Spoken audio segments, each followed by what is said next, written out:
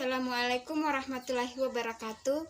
Perkenalkan, nama saya Sartika Kanu, NIM 1810521. Baiklah, saya di sini akan menjelaskan materi dari kelompok kami tentang model fragmented. Yang pertama, pengertian dari model fragmented. Model fragmented adalah susunan tradisional yang memisahkan berbagai macam disiplin ilmu. Di dalam kurikulum standar, berbagai mata pelajaran diajarkan secara terpisah dan sama sekali tidak ada usaha untuk menghubungkan atau menggabungkan pelajaran-pelajaran tersebut. Merupakan pembelajaran konvensional umumnya yang terpisah secara mata pelajaran. Hal ini dipelajari siswa tanpa menghubungkan kebermaknaan dan keterkaitan antara satu pelajaran dengan pelajaran yang lainnya. Model fragmented ini menunjukkan pengintegrasi secara implisit di dalam suatu disiplin ilmu tertentu. Di dalam masing-masing disiplin ilmu itu memiliki bagian-bagian atau bidang-bidang ilmu yang merupakan satu kesatuan dalam bidang ilmu tersebut. Contohnya, pembelajaran bahasa Indonesia. Dalam pembelajaran bahasa Indonesia terdapat 5 aspek, yaitu berbicara, menulis, menyimak, membaca, dan apresiasi sastra. Dalam pembelajaran bahasa Indonesia ini, 5 aspek tersebut dianjurkan secara menyeluruh sesuai dengan kurikulum yang telah direncanakan. Selanjutnya akan dibahas oleh teman saya. Terima kasih. Bismillahirrahmanirrahim. Baiklah, saya akan menjelaskan materi nomor 2, yaitu manfaat model Fragment. Salah satu manfaat model Fragment ini adalah menjaga agar suatu mata pelajaran lainnya terjaga keahlian dan kemurniannya, tidak tercampuri dengan mata pelajaran lainnya. Oleh karena itu, model ini menyiapkan seorang guru yang betul-betul pakar atau ahli di bidang mata pelajaran yang diajarkan dan mampu mengajarkan, memahami, dan menggali materi tersebut secara luas dan mendalam. Dan model ini juga memberikan zona nyaman bagi seluruh pesertanya. Artinya, guru akan ditempatkan sebagai sumber belajar, sedangkan siswa sebagai pencari ilmu yang berbeda. Dengan bantuan seorang guru, siswa akan banyak mendapatkan manfaat dari model fragment ini. Sekian. Assalamualaikum warahmatullahi wabarakatuh. Perkenalkan, nama saya Puji Lestari, NIM 1810521. Baik, di sini saya akan melanjutkan materi dari kami, yaitu kelebihan dan kekurangan fragmented. Kelebihannya yaitu yang pertama, guru dapat menyiapkan bahan ajar sesuai dengan bidang keahliannya, dengan mudah menentukan ruang lingkup bahasa yang diprioritaskan dalam setiap pengajaran. Yang kedua, materi pelajaran merupakan bentuk yang murni dari setiap ilmu. Yang ketiga, menciptakan guru yang ahli di bidangnya serta dapat mengembangkan ilmunya secara luas. Kekurangan model fragmented, yang pertama, siswa tidak mampu membuat hubungan yang berkesinambungan dalam antara macam bidang ilmu yang berbeda. Yang kedua, model ini akan menyebabkan semacam proses tumpang tindih dalam dua hal, konsep perilaku dan konsep yang dikuasai siswa. Yang ketiga, tidak efisien waktu karena mata pelajaran yang disajikan terpenggal-penggal.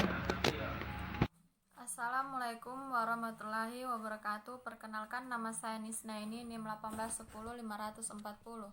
Di sini saya akan menjelaskan bagian nomor 4. Kegunaan model fragmented. Model fragmented ini akan berguna apabila diterapkan pada sekolah yang siswanya memiliki berbagai macam karakter yang berbeda dengan berbagai macam bidang ilmu yang ada, yang nantinya siswa akan didorong untuk memilih jurusan yang paling mereka sukai.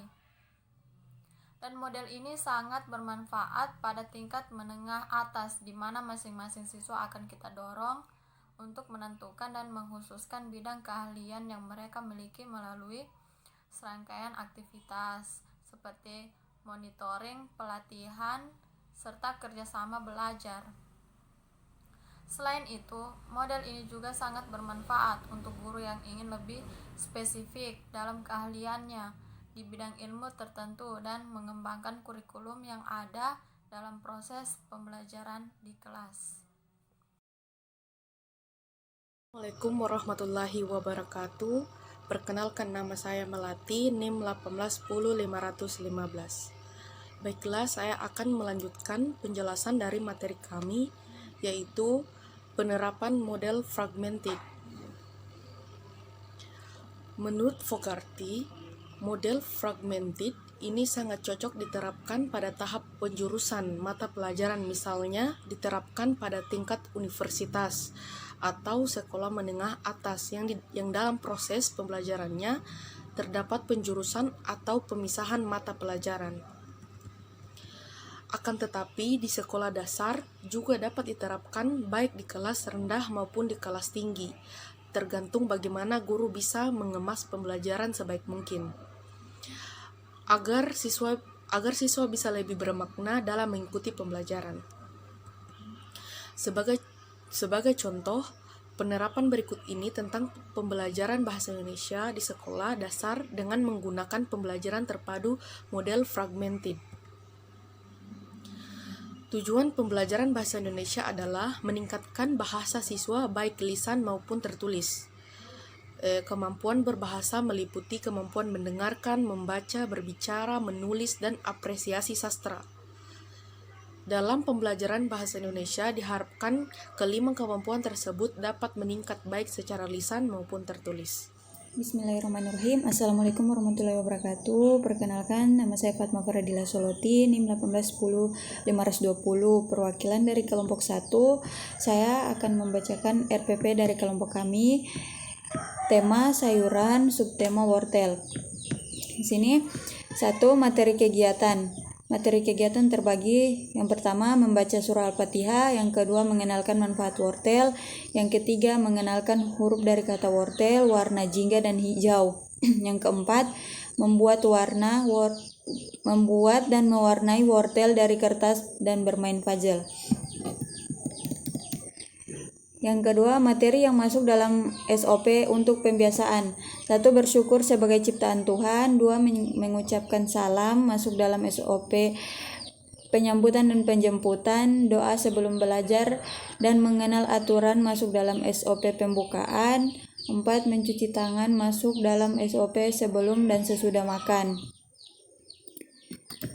Yang ketiga, alat dan bahan. Yang 1. Wortel, papan tulis, spidol, kertas, krayon, dan gunting. Yang keempat, pembukaan. 1.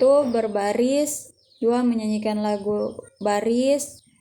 3. Doa sebelum belajar. 4. Membacakan surah Al-Fatihah. 5. Berdiskusi tentang wortel. 6. Inti. Yang pertama, guru memberikan kesempatan pada anak untuk mengamati, menanya, mengumpulkan informasi, mengklasifikasikan, mengkomunikasikan alat dan bahan yang disediakan. 2. Guru menanyakan kepada anak di mana mereka pernah menemukan konsep. Terus, yang ketiga, menyanyikan lagu wortel. Keempat, membuat aturan main. Yang kelima, mengucapkan salam bermain. Yang keenam, anak melakukan kegiatan. Di sini guru juga harus menyiapkan setting lingkungan main berupa alat dan bahan. Yang pertama, membuat wortel dari kertas. Bahan-bahannya kertas warna jingga dan hijau, gunting, lem, spidol. Yang kedua, mewarnai wortel. Bahan-bahannya kertas gambar wortel dan krayon. Yang ketiga, bermain puzzle. Terus 7. Mengajak anak membereskan mainannya ke tempat. 8. Guru menanyakan kepada anak hasil bermain. Dan selanjutnya istirahat, mencuci tangan, berdoa sebelum dan sesudah makan. Selanjutnya penutup. 1. Guru menanyakan perasaan selama hari ini. 2. Berdiskusi kegiatan apa saja yang sudah dilakukan. Ketiga, memberikan nasihat-nasihat yang mendukung pembiasaan yang baik. Keempat, menginformasikan rencana pembelajaran untuk pertemuan berikutnya. Dan kelima, memfasilitasi membuat kegiatan penenang seperti bernyanyi, bersyair, bercerita yang sifatnya menggembirakan. Dan keenam, doa pulang dan salam. Assalamualaikum warahmatullahi wabarakatuh. Perkenalkan, nama saya Sulastri Karim, NIM 1810544. Saya dari kampus IAIN Palu, Prodi PIAUD semester 6. Saya di sini melaksanakan tugas simulasi pembelajaran anak usia dini dengan mengangkat tema sayuran wortel. Selamat menyaksikan videonya bersama-sama. Assalamualaikum warahmatullahi wabarakatuh. Bertemu lagi dengan Ibu Guru. Sebelum memulai pelajaran, marilah kita berdoa. Terlebih dahulu, berdoa mulai. Amin. Nah, sebelum memulai pembelajaran, Ibu Guru mau bertanya, bagaimana kabar kalian hari ini? Alhamdulillah, luar biasa, Allahu Akbar, yeay. Pembelajaran kali ini, Ibu Guru akan memperkenalkan tentang sayuran. Ayo, ada yang tahu sayuran apakah itu? Ciri-cirinya adalah sayuran ini disukai oleh hewan kelinci. Ayo, ada yang tahu? Dan warnanya orange, baik untuk penglihatan mata. Ayo, ada yang tahu? Nah, ini dia sayuran wortel. Ini dia adalah makanan terfavorit hewan kelinci dan baik untuk kesehatan kita. Nah, Ibu Guru sudah mempersiapkan bahan-bahan untuk pembelajaran kita. Apa aja itu? Ibu Guru sudah mempersiapkan kertas kosong, gunting, lem, kertas origami, gambaran wortel. Nah, untuk pembelajaran pertama, kita akan membuat kolase sayuran wortel. Yang pertama, kita ambil kertas yang sudah tergambar wortel. Ambil lem, taruh di sini ya. Ambil kertas origami yang kita sudah gunting-gunting ya. Tempelkan di sini.